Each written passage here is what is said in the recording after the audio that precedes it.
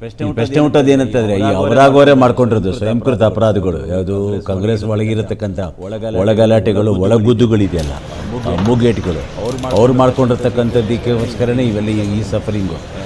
ಅದರ ಅರ್ಥ BJP ಇವತ್ತೇನು ಹೈ ಲೆವೆಲ್ ಝೂಮಲ್ಲಿ ಇದೆ ಅಂತ ಹೇಳಂಗಿಲ್ಲ. BJP ಏನು BJP ಪರ್ಯಾಯ ವ್ಯವಸ್ಥೆ ಇಲ್ಲ ಅಂತೇಳಿ BJP ಕೊಡ್ತಿದ್ದಾರೆ. ಪರ್ಯಾಯ ವ್ಯವಸ್ಥೆ ಆಲ್ಟರ್ನೇಟಿವ್ ಇಲ್ಲ. ಈಗ ಕಾಂಗ್ರೆಸ್ ಬಿಟ್ಟರೆ BJP ಆಲ್ಟರ್ನೇಟಿವ್ ಇಲ್ಲ ಅಂತಂದರೆ ಒಂದು ಕಡೆ ಒಂದು ಸ್ಪರ್ಧೆ ಅಂದಮೇಲೆ ಇಬ್ಬರು ಇರಲೇಬೇಕು, ಒಬ್ಬ ವಾದಿ ಒಬ್ಬ ಪ್ರತಿವಾದಿ.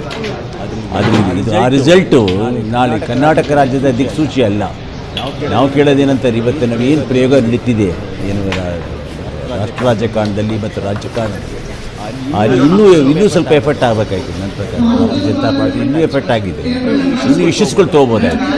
ಈಗ ಪಟ್ಟಿ ಮಾಡೋದು ಬೇಡ, ಎದುರಾಳಿಗಳು ಪಟ್ಟಿ ಮಾಡೋಕ್ಕಿಂತ ಹೆಚ್ಚಾಗಿ ನಾವೇನು ಅವ್ನು ಪೆಟ್ಟು ಕೊಡಬೇಕು ಅಂತ ನೋಡ್ಬೇಕಾಯ್ತು. ಅದನ್ನ ಹೇಳಕ್ ಇಷ್ಟಪಟ್ಟೆ. ಅಲ್ಲ ಸರ್, ಇವಾಗ ನಾವೇನ್ ಬೆಸ್ಟ್ ಕೊಡ್ತೀನಿ ಅನ್ನೋಕ್ಕಿಂತ ಬಿಜೆಪಿ ಕಾಂಗ್ರೆಸ್ ಅಂತ ನಾ ಹೇಳಕ್ ಹೋಗಲ್ಲ. ಏನ್ ಬೆಸ್ಟ್ ಕೊಡ್ತೀನಿ ಅನ್ನೋಕ್ಕಿಂತ ಬೇರೆಯವರು ಹುಡುಕದಂತೂ ಸಿಕ್ಕಾಪಟ್ಟೆ ಅದು ಬೇಕಾಗಿಲ್ಲ ಅಂತ ನಾನು ಹೇಳೋದು. ನಮ್ದು 66 ಇದೆ. ನಮ್ಗೆ ಎರಡು ವಾಯ್ಸ್ ಸಿಕ್ಕಿದ್ರು ನಾವು ಫಾರ್ಮ್ ದಿ ಗೌರ್ಮೆಂಟ್ ಸರ್. ಅಲ್ಲ 2 ಸೀಟ್ ಸಿಕ್ಕಿದ ತಕ್ಷಣ ನಾವು ಸರ್ಕಾರ ನಡೆಸ್ತೀವಿ ಅಂತೆಲ್ಲ ಹೇಳ್ತಾ ಇರೋದು. ಬಟ್ ವಿರೋಧ ಅಲೆ ಎಷ್ಟಿದೆ ಅಂತ ನಾವು ಗೊತ್ತಾಗತ್ತೆ. ಅದರಲ್ಲಿ ವಿರೋಧ ಅಲೆ ಆಮೇಲೆ ವಾಯ್ಸ್ ಎಷ್ಟಿದೆ ಅಂತ ಗೊತ್ತಾಗುತ್ತೆ. 2 ಸೀಟ್ ಸಿಕ್ಕಿದ್ರೆ ಅಧಿಕಾರದಲ್ಲಿರೋದು ಕಾಂಗ್ರೆಸ್ ಆದ್ರೂ ಬಿಜೆಪಿ ಗೆದ್ಕೊಂಡು ಬಂತು ಎನ್ನುವಂತಹ ಮಾತು ಊರಿಗೆಲ್ಲ ಗೊತ್ತಾಗುತ್ತೆ. ಹಾಗೆ ಎಷ್ಟು ಪ್ರಭಾವ ಇದ್ರು ಗ್ಯಾರಂಟಿಗಳಿದ್ರು ಕೂಡ ನಾವು ಅದಕ್ಕೆ ಇಲ್ಲ ಅನ್ನುವಂತಹ ವಿಚಾರವನ್ನ, ಜನ ನಮ್ಮನ್ನು ಕೈ ಬಿಟ್ಟಿಲ್ಲ ಅನ್ನುವಂತಹ ವಿಚಾರವನ್ನ, ಸಂದೇಶವನ್ನ ಸಾರದಂಗಿರುತ್ತೆ ಅಷ್ಟೇ. ಎಸ್ ಸರ್, ಒಂದೇ ವಿಚಾರ ಏನು ಅಂತಂದ್ರೆ, ಈಗ ಉಪಚುನಾವಣೆಯ ಬಗ್ಗೆ ಮಾತನಾಡಿದ್ವಿ, ಪಂಚರಾಜ್ಯಗಳ ಚುನಾವಣೆಯ ಬಗ್ಗೆ ಮಾತನಾಡುವುದಾದ್ರೆ ಸರ್, ತುಂಬಾ ಇವಾಗ ಸುದ್ದಿಯಲ್ಲಿರುವಂತಹ 5 ರಾಜ್ಯಗಳ ಪೈಕಿ ವೆಸ್ಟ್ ಬೆಂಗಾಲ್ ಕೂಡ ಒಂದು. ಮೋದಿ ವರ್ಸಸ್ ದೀದಿ ತರ ಆಗಿದೆ. ಇದು ಏನ್ ಆಗಬಹುದು ನೋಡಿ. ಇದು ಮೋದಿ ವರ್ಸಸ್ ದೀದಿ ಅನ್ನೋದಕ್ಕಿಂತ ಒಂದು ನಾವು ಬಿಜೆಪಿ ಯಾವುದೇ ಚುನಾವಣೆ ಆಗಲಿ, ದೇಶದಲ್ಲಿ ಯಾವುದೇ ಚುನಾವಣೆ ಆದ್ರೂ ಒಂದು ಕೆಲವೊಂದು ಅಂಶ ನಾವು ಯಾವತ್ತೂ ಕಾಂಪ್ರಮೈಸ್ ಆಗೋದೇ ಇಲ್ಲ. ಒಂದು ಡೆವಲಪ್ಮೆಂಟ್, ಇನ್ನೊಂದು ಸ್ಟೆಬಿಲಿಟಿ, ನಿರಂತರತೆ, ಸ್ಟೆಬಿಲಿಟಿ, ಸ್ಥಿರತೆ, ಇನ್ನೊಂದು ಕಂಟಿನ್ಯೂಟಿ, ಆಮೇಲೆ ಇನ್ನೊಂದು ವಿಕಸಿತ ಭಾರತ.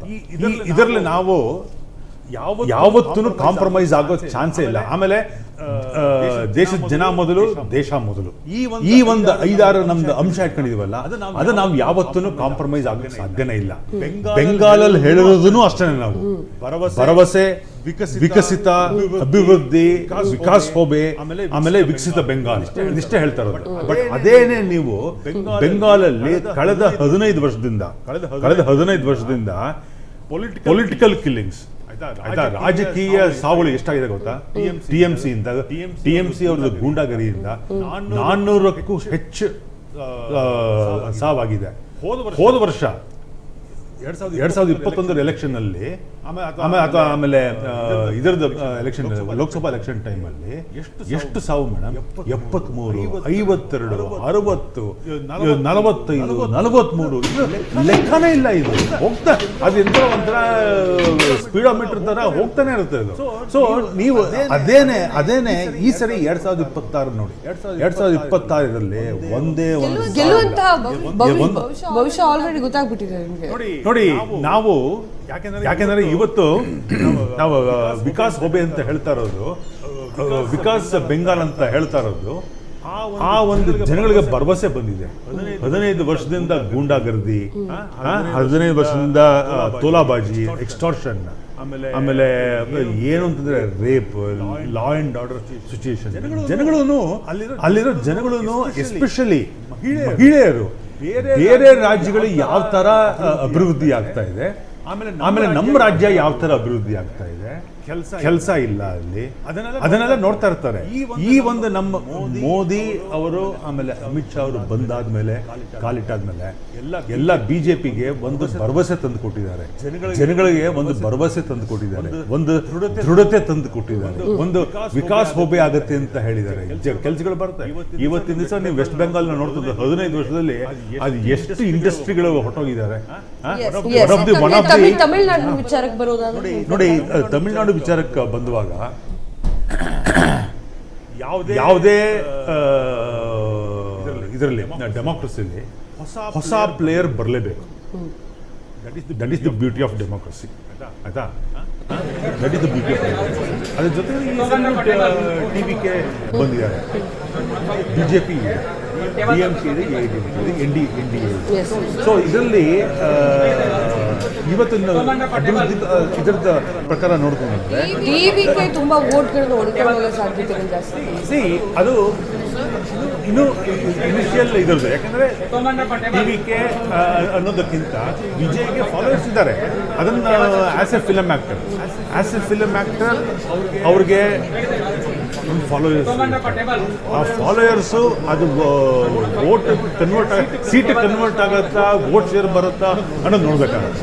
ಬಟ್ ಅದೇ ಜೊತೆಗೆ ಇಂಡಿಯಾ ಫ್ಯಾಕ್ಟರ್ ಇದೆ ನೋಡಿ, ಬಿಜೆಪಿ ಆಮೇಲೆ ADMK ಇದೆ ನೋಡಿ, ಅದು ದಟ್ ಈಸ್ ಅದನ್ನ ನಾವೇನ್ ಮಾಡ್ತಾ ಇದೀವಿ, ಜಯಲಲಿತಾ ಆದ್ಮೇಲೆ ಆ ವ್ಯಾಕ್ಯೂಮ್ ಅನ್ನ ಇದನ್ನ ಏನ್ ಹೇಳ್ತಾರೆ, ಆ ವ್ಯಾಕ್ಯೂಮ್ ಅನ್ನ ಆ ವಾಯ್ಡ್ ಅನ್ನ ಫಿಲ್ ಮಾಡ್ತಾ ಇರೋದು ಇವತ್ತು ಬಿಜೆಪಿ ಆಮೇಲೆ ADMK ಮಾಡ್ತಾ ಇದ್ದೀವಿ.